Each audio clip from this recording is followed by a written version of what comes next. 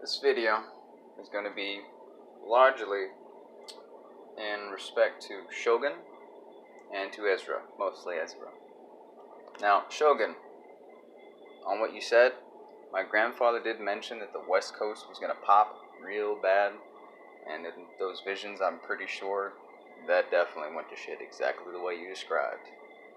So, you're definitely right on that one. I definitely think you and I need to talk further about that. I would love to hear what you have to say. I would love to hear the whole thing, and you can take your time with it, because that way then I can take the time with my visions, and we'll see what God's trying to show the both of us. So, cheers. The Lord blesses us, not just through our visions, but through our family.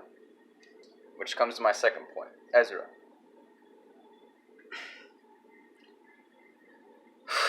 The Lord tells me I need to forgive people. So I'm going to forgive you ahead of time for the disrespect that you made for my wife and my kids. And especially for my grandfather. Don't get me wrong.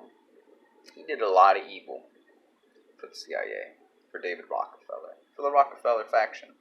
A lot of evil. A lot of evil. That's why he told me a lot of it.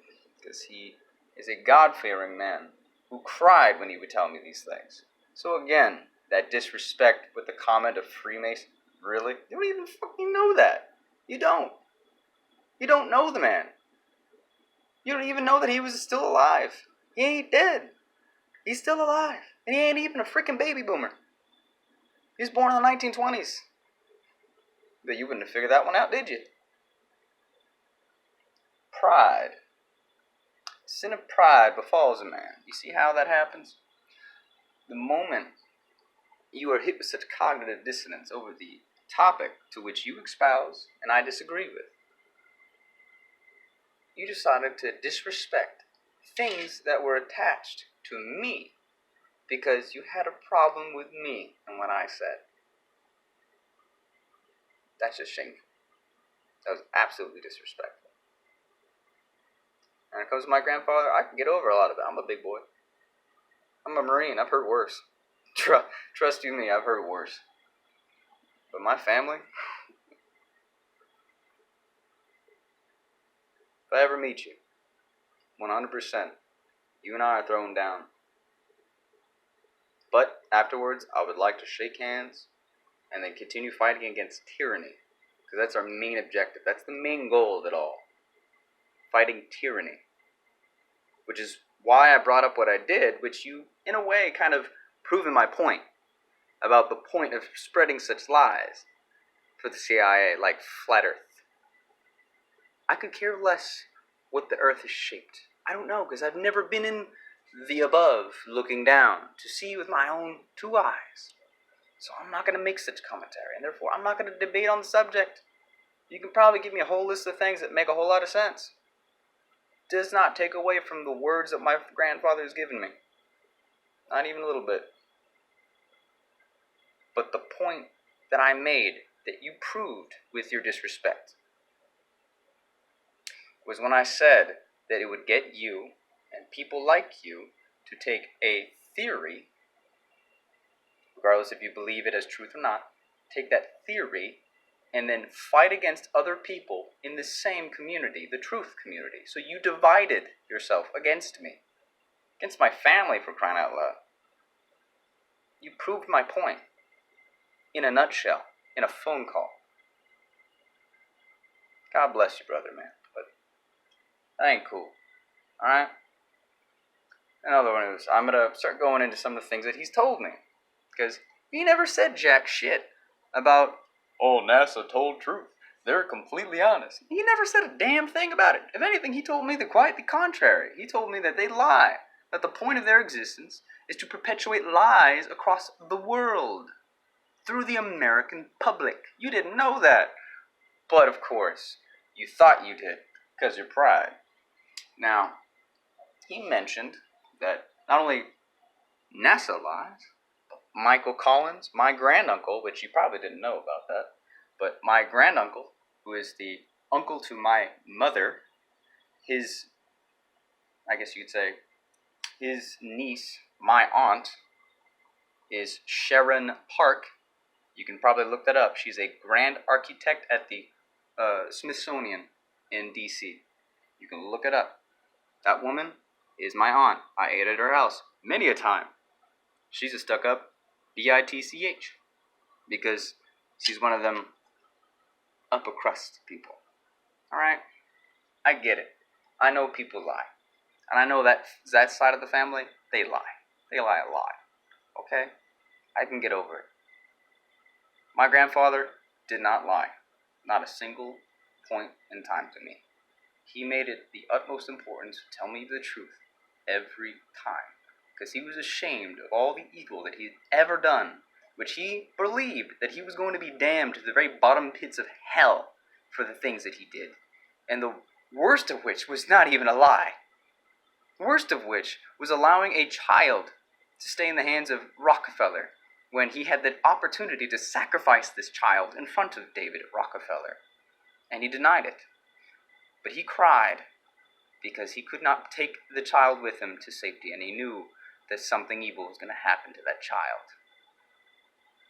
And some would say, oh, well, you've talked about how your grandfather, he led people in Vietnam to their deaths.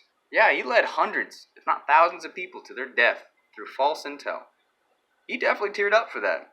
But the child, the innocent, the most beautiful thing God gave us, the part of creation that we have by making such innocent things like children, he cried because of that.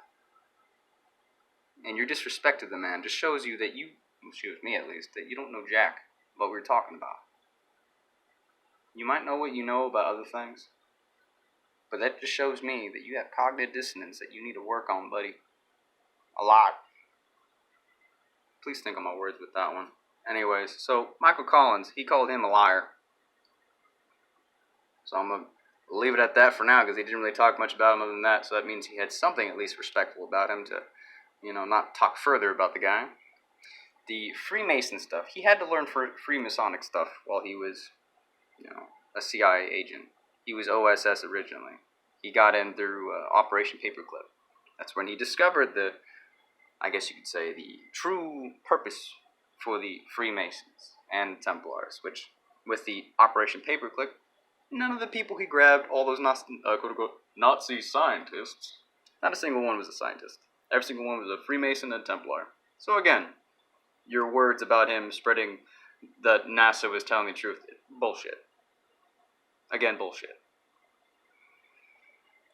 So yes, the secret society and the Freemason cults and yada yada yada, all these different things. They're operating systems, like a nervous system. You put them in a society. If you look at a society like you look at a human body, you see the people at the top as the head. The eyes are the spies. The mouth is the media.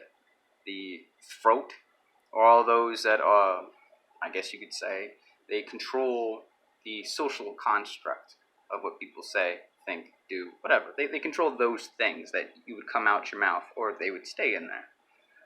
Now, the reason why that these secret society cults are more like the nervous structure is the whole point is they want to affect the entire body from head to toe.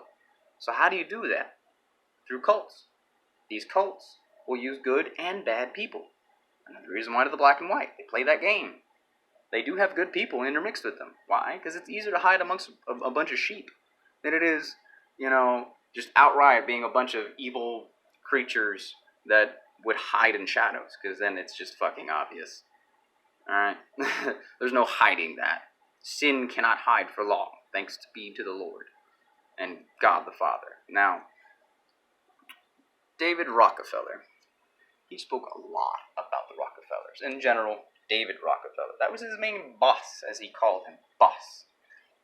He even talked about how David Rockefeller and the Rockefeller faction would visit the Nazi death camps. Yes, there were some, but for the most part, there were work camps, not death camps. Did they have a lot of death? Yeah. You know what he told me about that? About 500,000 died, mostly because of the bombing raids on the food trains and the camps that we thought were just factories. The Allies, the Americans, bombed these things. We killed those Jews, which weren't mostly Jews. Most of them were intermixed of Jews and non-Jews. Now, does it mean that none of the Holocaust happened? Of course it did. Some of it definitely did. Is a lot of it perpetuated? Yeah. A lot of it is just, like, oh, let me just broad brush this entire section. It was a selection process. People forget about those who were, out of the Jewish communities that were made to police each other. That was a process so that they can make a certain country called Israel. I'm going to put it like that. So hopefully that'll screw up the algorithms. But that was the point. It was a selection process in the most inhumane way possible. Now, by saying that all of it didn't happen because of a few lies, again, just like when you can't take me for saying something about what you believe, you threw the baby out with the bathwater. Yes, you are right to question people. Yes, you're more than right to question everything. That's good.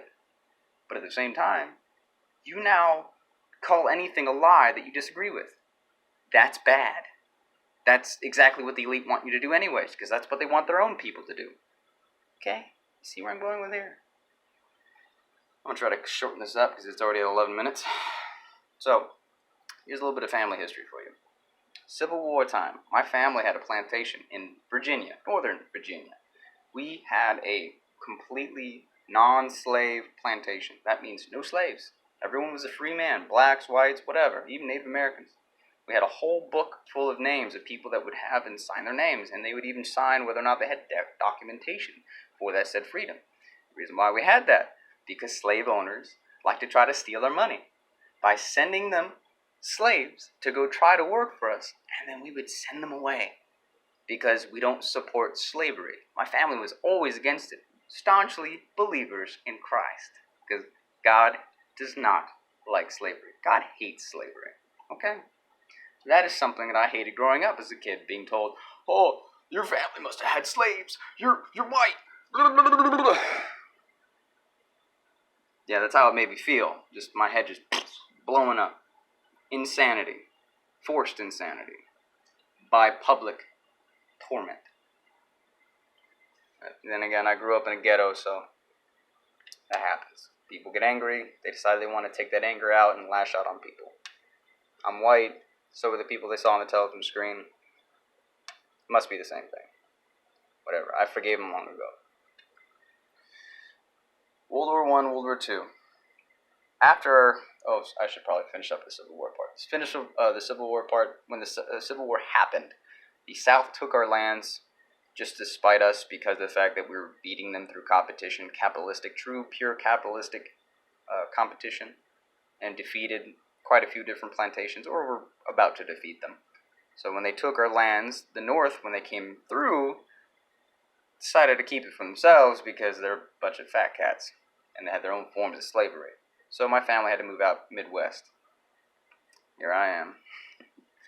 Don't get me wrong, I grew up in Virginia myself, but that was largely because my father settled there. Anyway, so World War I, World War II, my family served.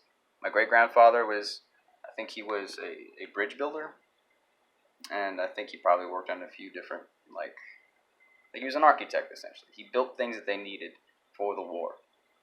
And he was an officer, and he really didn't care for the war. They gave him his sword, they bought him one, in respect to him. He even had it like a silver outline. Didn't even put his name on it, because it put a bad taste in his mouth. Needless to say. So that's my grandfather's father.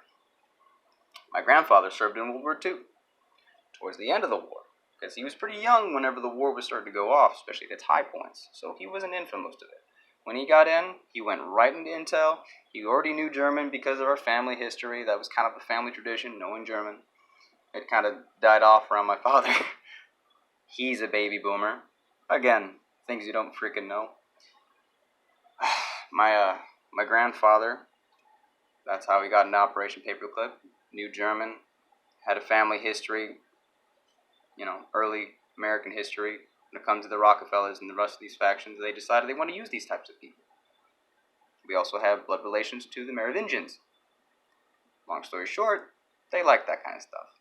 They try to corrupt us, literally. And anyways, with those two things aside, I'll make another video about his other, I guess you could say, stories about the different wars that he was in and he played a part in and the evils that he had to do. But I'm going to move on to the very last subject. I don't care what the shape of the earth is. I don't care. I don't care. If I can't change that one way or another, I'm not going to fight you on it. The main problem? Tyranny. I'm fighting tyranny. Alright? I served in the United States Marine Corps to fight and defend the Constitution of the United States of America from enemies, foreign and domestic. That's it. You're not my enemy. Don't fight me because I disagree with you. Anyways, God bless you, man. Good luck. Maybe we can come to good terms after this. Maybe not. It's up to you. See you around.